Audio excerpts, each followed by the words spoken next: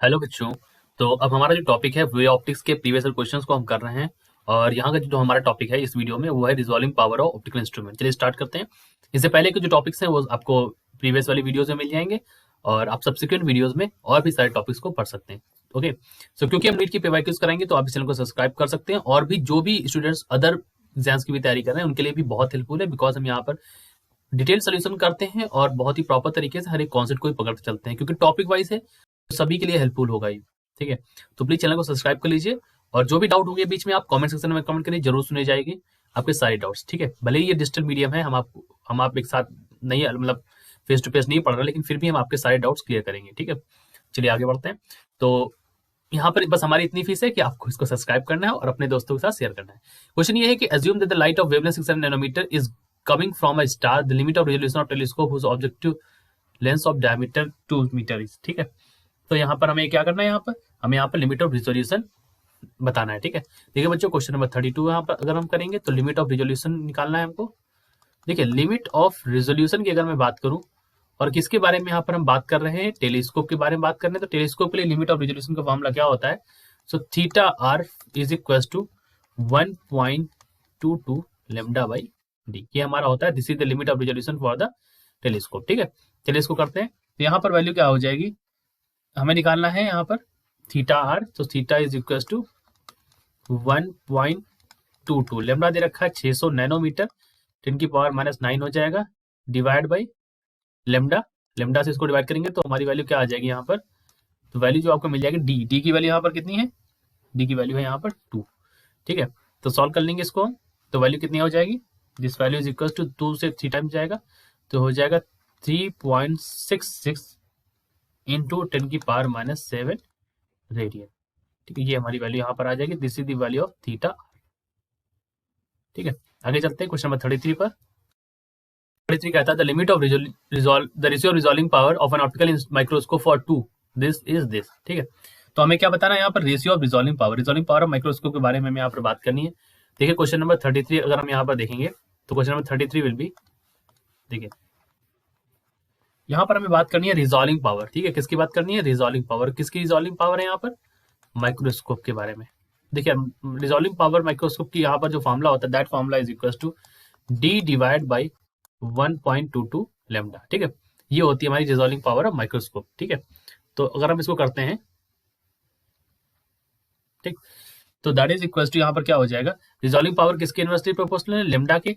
तो हम लिख सकते हैं कि resolving power 1 divide by resolving power 2 is equal to, एक बार है 6000, एक बार है, क्योंकि देखो इनवर्स रिलेशन लेमडा के साथ। ठीक है, यहाँ पर तो उल्टा हो जाएगा, 6000 ऊपर हो जाएगा, 4000 नीचे हो जाएगा। इसको बदलने की कोई जरूरत नहीं क्योंकि यह सीधा सॉल्व हो जाएगा, 3/2 आंसर नंबर बी हो जाएगा।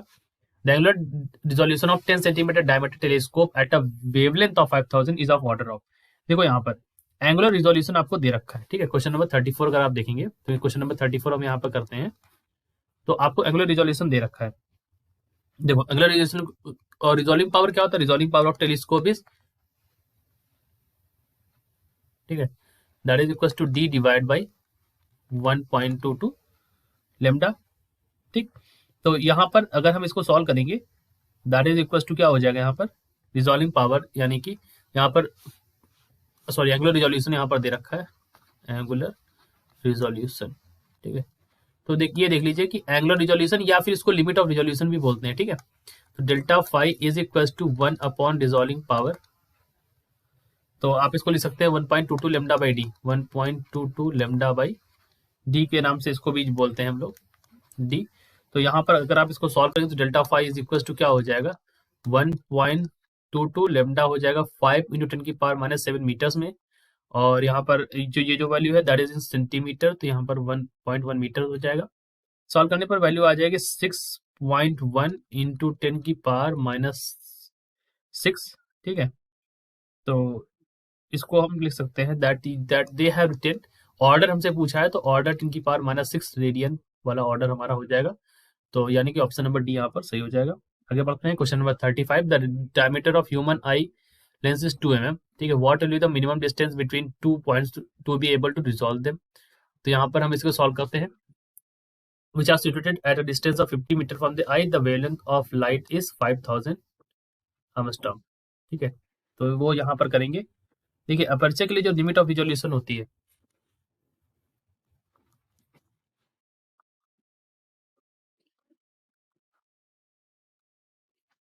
ठीक है, लिमिट ऑफ रिजोल्यूशन, उसके बारे में अगर हम यहाँ पर बात करेंगे, so that is equal to, उसकी वैल्यू यहाँ पर क्या हो जाएगी, एक मिनट सेट कर लेता हूँ मैं इसको, ठीक है। लिमिट ऑफ रिजोल्यूशन की वैल्यू यहाँ पर क्या हो जाएगी, that is equal to 1/m, 1/m is greater than equals to lambda by D, ठीक है, यानी कि that is equals to y is greater than equals to lambda by D, ठीक है। तो यहाँ से y की वैल्यू आ जाएगी, y इज इक्वल्स टू हो जाएगा, y is greater than equals to लिखो lambda D by D, lambda की वैल्यू यहाँ पर कितनी है, लेमडा यहाँ पर है 5000, तो 5000 आर्मा स्टॉक में के बाद -7 हो जाएगा, यहाँ पर हो जाएगा 50, ठीक है। एक्चुअली यहाँ पर Y equal lambda D by D होगा, ठीक है, ये कैपिटल डी है, और स्मॉल डी की वैल्यू यहाँ पर कितनी है, 2 mm है। तो आप इसको सॉल्व कर लेंगे तो that is equal to 1.25 centimetres में यहाँ पर आएगा, क्योंकि हम सेंटीमीटर्स में यहाँ पर हो जाती वैल्यू सॉल्व करने पर, ये ऑप्शन नंबर सी यहाँ पर सही हो जाएगा, ठीक है। तो एक्चुअली क्वेश्चन क्या है कि लिमिट ऑफ रिजोल्यूशन या इन सब की जो भी फॉर्मुले आते हैं, जैसे मान लो कि 3 फॉर्मुले आपको यहाँ पर मिले इस टॉपिक के अंदर, 3 फॉर्मुले, जैसे मान लो एक तो आपका रिजॉल्विंग पावर मिला, वो वाली मिली डी डिवाइड बाई 1.22 लेमडा, ठीक है। फिर आपको एक एंगुलर रिजोल्यूशन का, मतलब ये मैं फॉर्मुले रिवाइज करा दे रहा हूँ इस टॉपिक के, ठीक है। फिर आपको एंगुलर रिजोल्यूशन का मिला, तो आपको पता था delta phi is equal to 1 upon resolving power होता है, ठीक, एक तो ये चीज। फिर आपको Y is greater than equal to lambda D by D वाला भी फॉर्मुला आपको यहाँ पर मिल गया। तो यही सारे फॉर्मुलेज आपको यहाँ पर लगाने हैं, और भी एक्चुअली होते हैं, तो तीनों के रिजोल्यूशन, लिमिट और जो रिजॉल्विंग पावर हो, तीनों याद रख लीजिए आप, उसी के अकॉर्डिंग क्वेश्चन को सॉल्व किया जाता है, ठीक है। आगे चलते हैं, जो हमारा नेक्स्ट टॉपिक है that is polarisation phenomena, law of Malus and Brewster's law. तो क्या है, हाँ एक और चीज बच्चों यहाँ पर मैं पॉइंट आउट कर दूं, देखो ये जो resolving power of optical instrument है, दिस टॉपिक इज एक्चुअली, यहाँ से क्वेश्चन देखो 2017, 2020, 2005 इन्हीं सब में आए हुए हैं। तो मोस्टली आपसे ना टेलीस्कोप वाला आप यहाँ पर रख दिया, देखिए that is D divide by 1.22 lambda, इससे जल्दी आपसे क्वेश्चन पूछ लिया जाता है, ठीक है। तो और हाँ बच्चों, एक जगह एक्चुअली यहाँ पर मैं थोड़ा सा करेक्शन कर देता हूँ अपनी इसी वीडियोस के पार्ट में। एक यहाँ पर एक्चुअली क्या हुआ है कि हाँ ये देखो यहाँ पर एक मिस्टेक हुई है, हालांकि ये सोल्यूशन सही है, लेकिन फिर भी क्योंकि 3/2 देखो क्या होता है, रिजॉल्विंग पावर ऑफ माइक्रोस्कोप जो होता है दैट इज इक्वल टू होता है 2 mu sine theta by lambda. ये एक्चुअली जब मैं फॉर्मूला देख रहा था तो मुझे याद आया कि यहाँ पर तो माइक्रोस्कोप का जिक्र था, और ठीक है। तो एक बार हम रिजॉल्विंग पावर वाले करेक्शन के लिए माफी आते हैं, देखो तो यहाँ पर मैं लिख देता हूँ हैशटैग करेक्शन, ठीक है। देखो यहाँ पर थोड़ा सा करेक्शन ये है इस पॉइंट पर, तो कभी भी गलत कॉन्सेप्ट तो हम क्लियर मतलब नहीं कराएंगे आपको कभी भी, ये this is not going to happen in this channel, never, ठीक है। तो इसलिए मैं हमेशा अगर कोई मिस्टेक होगी तो करेक्शन मैं जरूर डाल दूंगा, वैसे जनरली होगी नहीं, यहाँ पर मेरे से हुई तो मुझे वो समझ में आ जाता है कि कहीं कहीं गलती हुई है। देखो टेलीस्कोप पर ये रिजॉल्विंग पावर के फॉर्मुले में आपको बताता हूँ। रिजॉल्विंग पावर देखो टेलीस्कोप का जब निकालते हैं तो डी डिवाइड बाई 1.22 लेमडा, ठीक है। जब हम माइक्रोस्कोप का निकालते हैं, ठीक है, तो ये होता है 2 mu sine theta by lambda, ठीक है। और ये जो होता है ये न्यूमेरिकल अपर्चर होता है, ठीक है, न्यूमेरिकल अपर्चर, न्यूमेरिकल तो आप समझ गया एन से, और अपर्चर यहाँ लिख दिया मैंने, ठीक। प्रिज्म के लिए आप इतना याद रखो लेमडा बाई डी लेमडा, ठीक है, लेमडा बाई डी लेमडा, ठीक है। और इसी उसी को हम लोग अगर आपको यहाँ पर देखना ग्रेटिंग सिस्टम के लिए, तो ग्रेटिंग के लिए भी ये लेमडा बाई डेल्टा लेमडा जो होता है ये रिजोल्यूशन पावर होता है, ठीक है। अभी रिजॉल्विंग पावर होता है, रिजॉल्विंग पावर मतलब होता है कि किसी भी इंस्ट्रूमेंट में वो क्षमता होती है जिससे के द्वारा वो दो इमेजेस को अलग अलग रिजॉल्व करके देख सकता है, ठीक है, ठीक, मतलब अच्छा जैसे रिजॉल्विंग पावर, और यहाँ पर जैसे मान लो थीटा के टर्म्स में पूछे आपको, तो थीटा के टर्म्स में अगर आपसे पूछे ना, जैसे मान लो थीटा के टर्म्स में पूछे, थीटा इज इक्वल टू क्या होता है 1.22 लेमडा बाई डी, ठीक है। ये क्या होता है, मतलब ये smallest angle between these two point objects, ठीक है, जो हमारे वहां पर ऑब्जेक्ट्स होंगे उनके बीच जो स्मॉलेस्ट एंगल्स होता है, यानी कि आप इसको बोल दो कि जस्ट उल्टा लिखा हुआ है, जो मतलब रिजॉल्विंग पावर जो है देखो यहाँ पर वो जस्ट उल्टा लिखा हुआ है, और लिमिट ऑफ रिजोल्यूशन के resolving power is also inversely proportional to limit of resolution. ये कुछ एक कॉन्सेप्ट है जो हम यहाँ पर बता रहे हैं अभी इन जनरल सेंस, बिकॉज अभी हम टॉपिक को नहीं कर रहे हैं, सिर्फ हम पीवाईक्यूज कर रहे हैं। अगर आपको टॉपिक भी चाहिए कि सर टॉपिक भी कराइए उसके बाद पीवाईक्यूज कराइए हर एक टॉपिक के, तो मैं टॉपिक बहुत डिटेल में कराऊंगा अच्छे से और फिर मैं पीवाईक्यूज करा दूंगा। बस ये है कि कमेंट सेक्शन में अगर उस तरह के कमेंट्स होंगे कि नहीं टॉपिक भी कराना, तो फिर मैं जरूर कराऊंगा। बिकॉज इट डिपेंड्स ऑन कि मैं वो डिमांड के बेसिस पे, क्योंकि वहां पर फिर अलग तरीके से चीजें आती हैं कि मैं पढ़ाना पड़ता है मुझे यहाँ पर। यहाँ पर क्या है, मैं एमसीक्यूज करा रहा हूँ आपकी प्रैक्टिस के लिए, ठीक है। तो इनको भी, क्योंकि इनसे आप क्या होता है, आप वही एमसीक्यूज वही टॉपिक पढ़ेंगे जो आपके प्रीवियस क्वेश्चंस में आए हैं, और उन सबको आप यहाँ पर कर लेंगे। जब मैं टॉपिक पढ़ाऊंगा तो फिर वहां पर टॉपिक होगा, उससे रिलेटेड कुछ क्वेश्चन होंगे, कुछ एक क्वेश्चन। बट ये वीडियो जो है ये ज्यादा इंपॉर्टेंट रहता है जब आप क्वेश्चन की प्रैक्टिस करना चाहते हैं, बिकॉज यहाँ पर आपके कॉन्सेप्ट तो क्लियर होते ही हैं, साथ में आपको टाइप्स ऑफ क्वेश्चन और कॉन्सेप्ट के साथ साथ क्वेश्चन की प्रैक्टिस अच्छी होती है, ठीक है। इस वजह से पहले हम ये लेकर आए हैं। तो पोलराइजेशन फिनोमेना और लॉ ऑफ मैलस और ब्रेस्टर्स लॉ पर बेस्ड यहाँ पर क्वेश्चन है। देखो यहाँ पर क्या है कि क्वेश्चन नंबर 36 अगर आप देखो, ठीक है, तो यहाँ पर ब्रेस्टर्स एंगल इन्होंने बताया है। देखो यहाँ पर क्या है कि म्यू बराबर टेन आई सी, तो यहाँ पर होता है म्यू बराबर टेन आई बी, सॉरी, ठीक है। तो इस क्वेश्चन को कर लेते हो, म्यू बराबर टेन आई सी होता है, तो म्यू टेन आई बी अगर मैं लिखना चाहूँ तो मैं लिख सकता हूँ, लेट मी टेल यू कि tan I B is equal to mu two by mu one, ठीक है। तो ये वैल्यू क्या हो गई, म्यू वन यहाँ पर एयर हो गई, तो म्यू टू बाई यहाँ पर हो गया वन, ठीक है। तो mu two is greater than one, ठीक है। तो अगर mu two greater than one है तो tan I B is also greater than one. Greater than one होने का मतलब क्या है कि आई बी की वैल्यू जो हो जाएगी वो किस किस के बीच में लाई करेगी, 45, 45 वन होता है और 90, ठीक है। तो इनकी के बीच में लाई करेगी, तो हमारा जो आंसर हो जाएगा वो ऑप्शन नंबर बी में यहाँ पर मिल जाएगा।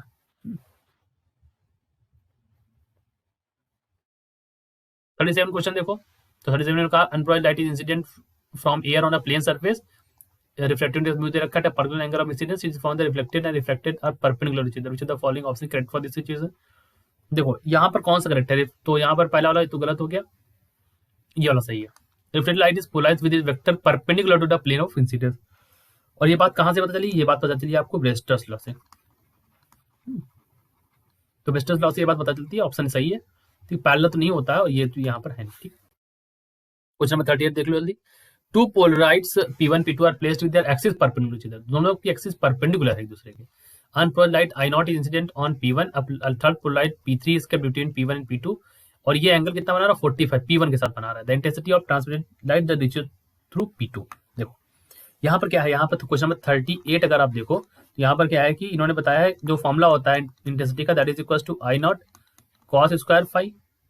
यहाँ पर फाइव क्या है, 45 डिग्री दे रखा है आपको, ठीक, 45 डिग्री दे रखा है, यानी कि I इज इक्वल टू क्या हो जाएगा, I नॉट बाई टू हो जाएगा, ठीक।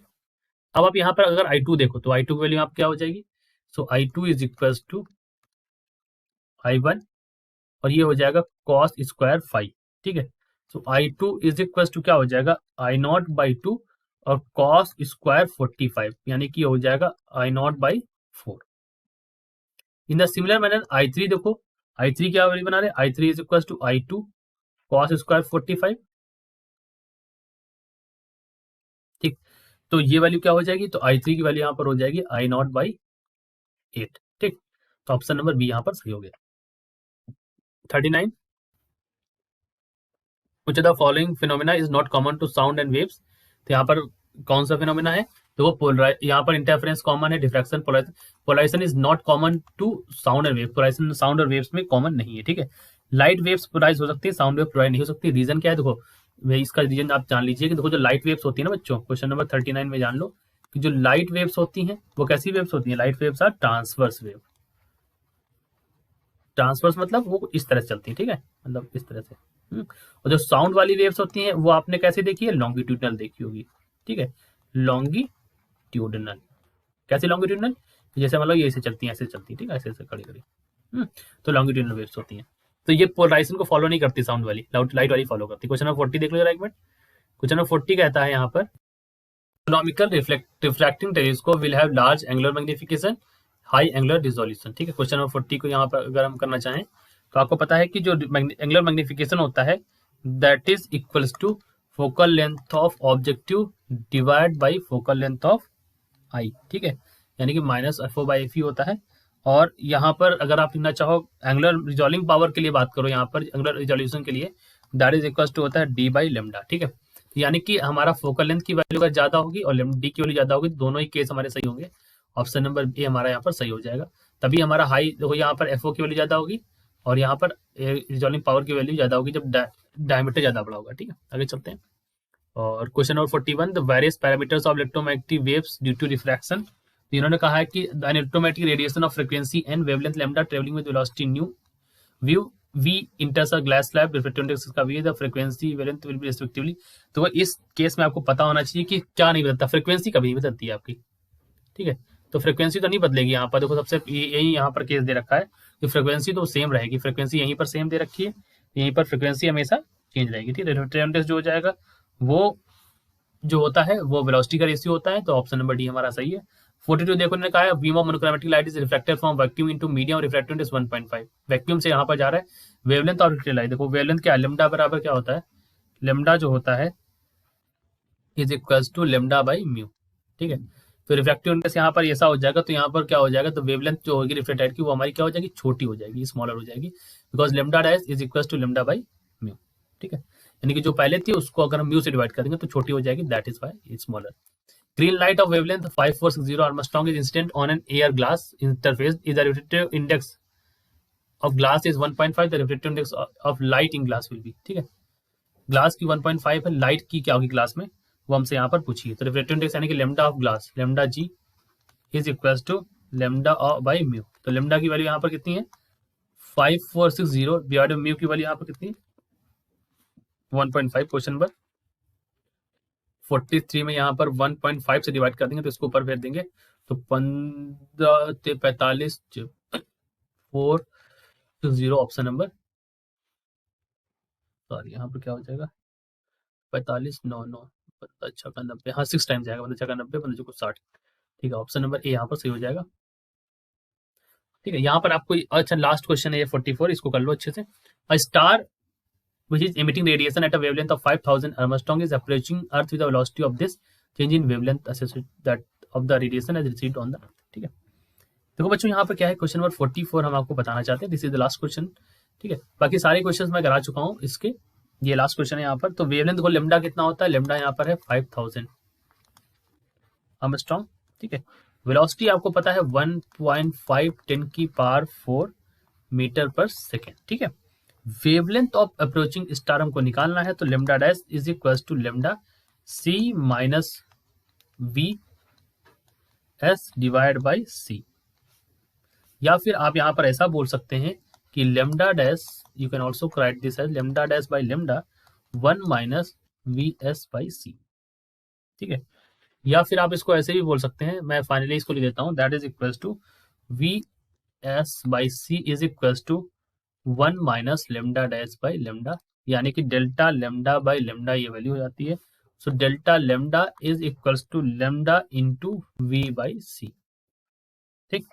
तो यहां पर हमें पता है एक की वैल्यू that is equals to 5000, V by C, V यहाँ पर वेलोसिटी है दैट इज इक्वल्स टू 1.5 10 की पावर 4, सी यहाँ पर स्पीड ऑफ लाइट है, ये स्पीड ऑफ लाइट हो गई, सॉल्व कर लो इसको, तो ये हो गया 25 आर्मस्ट्रॉन्ग, ठीक। क्या क्या हो जाएगा यहाँ पर 25 आर्मस्ट्रॉन्ग, ठीक है। तो ऑप्शन नंबर कौन सा हो जाएगा यहाँ पर, ऑप्शन नंबर ए यहाँ पर सही बैठेगा। So this is our final answer. So I hope you understood all this question. या अगर कोई डाउट रहेगा तो कमेंट सेक्शन में कमेंट करिए, प्लीज हमारे चैनल को सब्सक्राइब कर लीजिए, और भी इसी तरह की सारी जो जितने भी प्रीवियस क्वेश्चन होंगे मैं कराऊंगा, और डिफरेंट एग्जाम्स के भी कराऊंगा, ठीक है। So thank you for watching, जय हिंद।